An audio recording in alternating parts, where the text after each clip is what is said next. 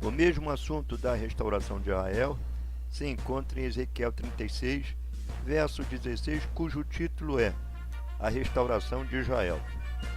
E veio a mim a palavra do Senhor, dizendo: Filho do homem, quando a casa de Israel habitava na sua terra, então a contaminaram com os seus caminhos e com suas ações. Como a imundícia de uma mulher em sua separação, tal era o seu caminho perante o meu rosto. Derramei, pois, o meu furor sobre eles, por causa do sangue que derramaram sobre a terra e dos seus ídolos com a que contaminaram. E os espalhei entre as nações, foram espalhados pelas terras, conforme seus caminhos e conforme seus feitos, eu os julguei. E chegando às nações para onde foram, profanaram o meu santo nome, pois se dizia deles: Estes são o povo do Senhor, e saíram da sua terra. E vos tomarei dentre as nações, e vos congregarei de todos os países, e vos trarei para a vossa terra. Ezequiel 36, verso 16 a 24.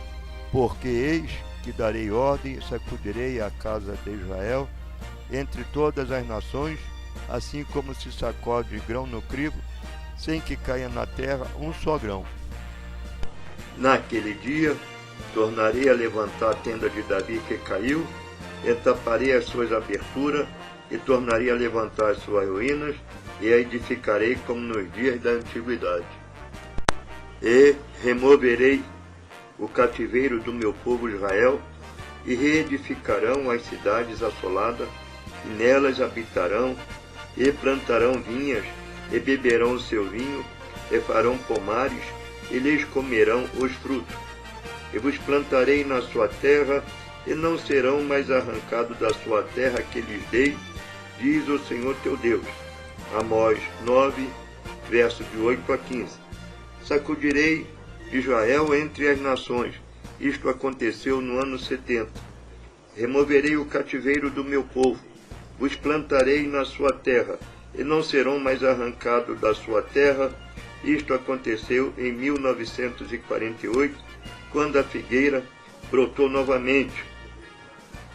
Deuteronômio 30, verso 3, Ezequiel 36, 16 a 24 e Amós 9, de 8 a 15, falam do ressurgimento de Israel em 1948, após 1878 anos espalhados pelo mundo.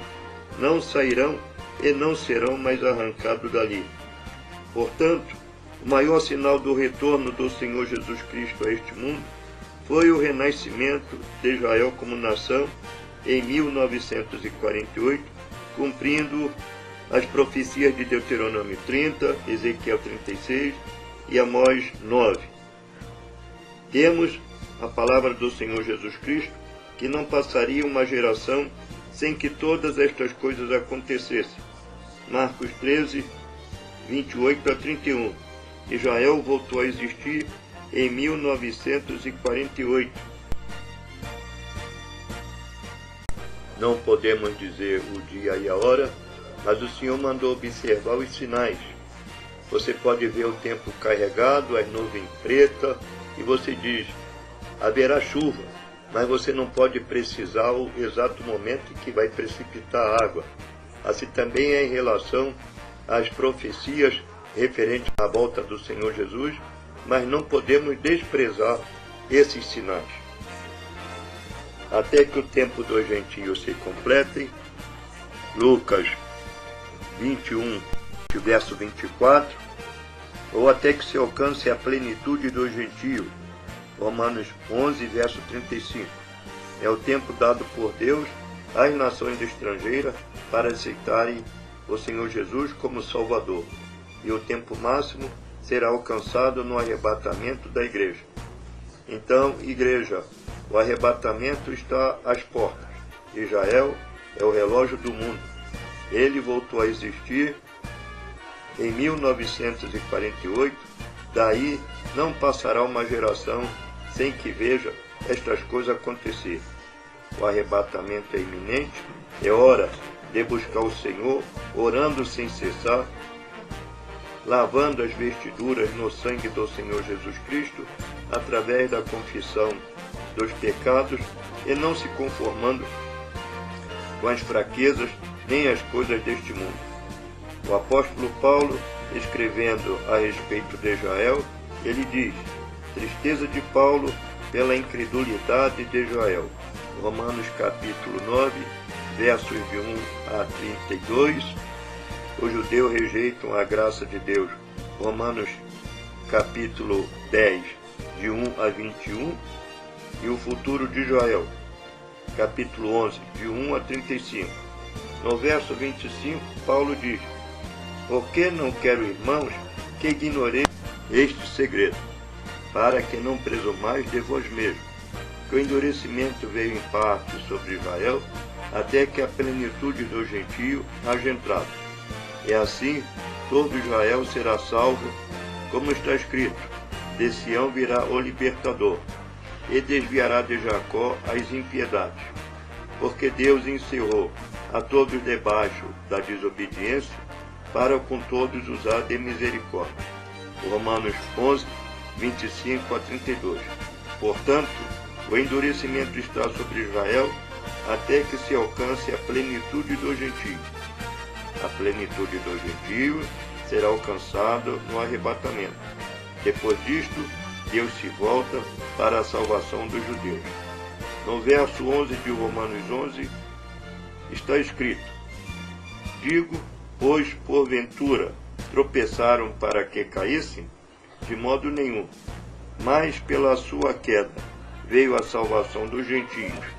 E se a sua queda é a riqueza do mundo, e a sua diminuição a riqueza dos gentios, quanto mais a sua plenitude. Romanos 11, versos de 11 a 12.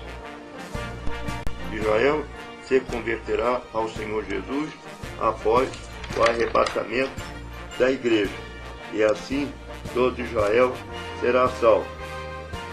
Cuidado, portanto, Israel, não receba como Messias alguém com poder político e grande pompa. O verdadeiro Messias já veio e espera o vosso reconhecimento. Jesus Cristo é o verdadeiro Messias. Não incorra nos mesmos erros do passado.